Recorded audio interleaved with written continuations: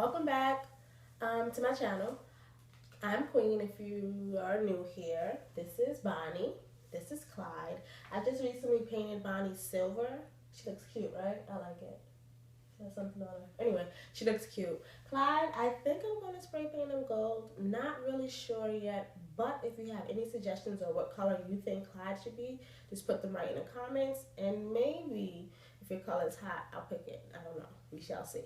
This video is going to be about 5 tips to help you be a successful thrifter. Okay? Just 5 for now.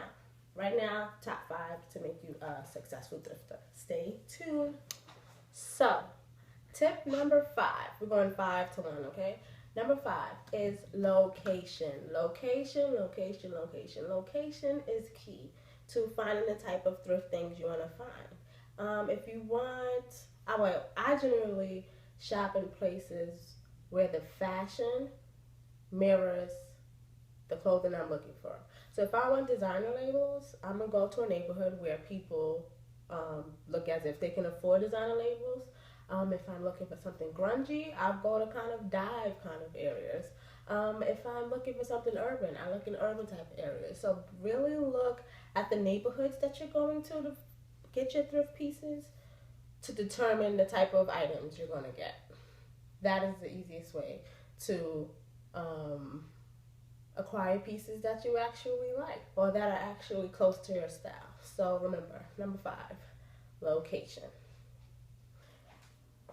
Number 4, the internet. The internet is actually a very great place to find thrift pieces, and there's a lot of options. You can look on eBay, there's Etsy, there's Store Envy, there's even, I know all of the favorite thrift stores that I shop at, and here in New York City, all of them have an online shopping option. The only thing that is a little annoying about online shopping is that you can't try on the clothing. But a lot of thrift stores don't allow you to try on the clothing anyway, so it's kind of the same thing. And then you have to wait to get the pieces, and then there's shipping. But I think when it comes to finding great vintage pieces, I think the internet is a great place to find. Always try to, especially for eBay, you can look at the buyers, see if they have a good track record to know that you are actually buying a genuine piece. So look at their ratings. Make sure that they have satisfied customers, because that typically means they have great business. As far as places like Etsy and Store Envy, the networks that those stores are in are actually very great at making sure their sellers sell quality items. And of course, if you're shopping at Goodwill online, generally it's kind of like if you're in Goodwill, you have to really look to see if something is authentic or not, because there's plenty of times when you're in a thrift store and you'll find like a fake Louis Vuitton bag. It happens. So I would say for great vintage pieces, go to like Etsy.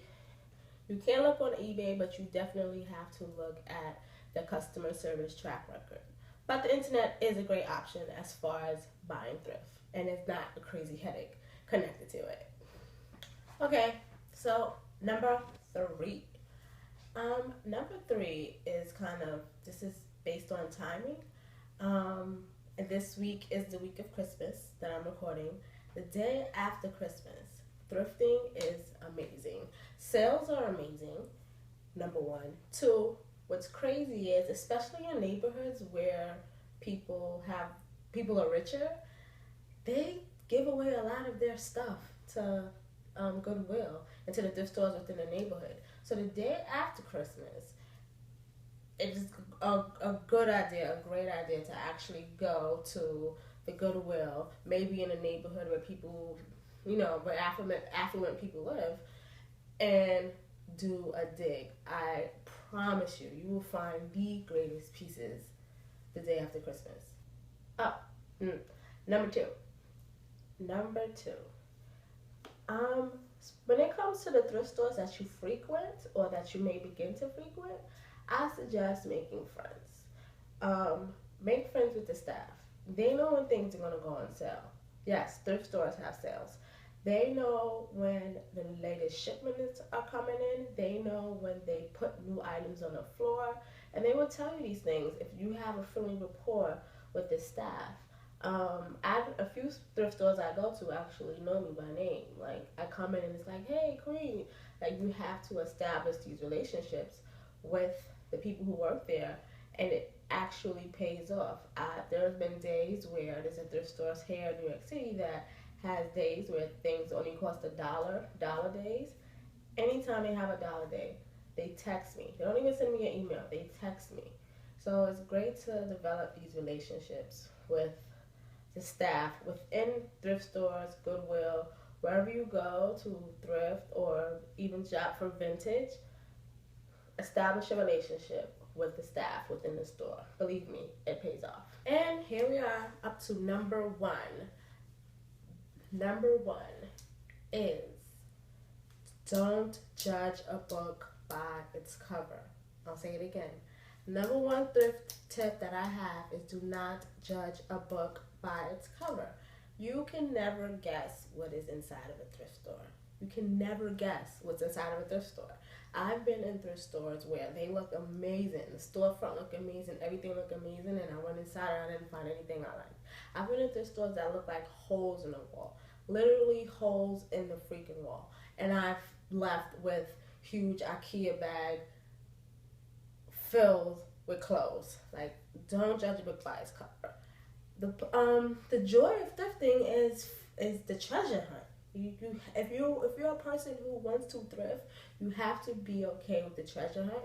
You have to be patient. You have to be okay with the dig. It's not everything is not just out and pretty for you. Sometimes things are in bins. I've been to thrift stores where they had piles of clothes on the floor. It was carpeted, but it was piles of clothes on the floor, and we're just like digging the clothes out. But I found amazing pieces. So don't judge a book by its cover. Because the opportunities are kind of endless. Sometimes you score amazingly, sometimes it's a bust, but it's all fun. To me, it is. It's amazing. I love thrifting.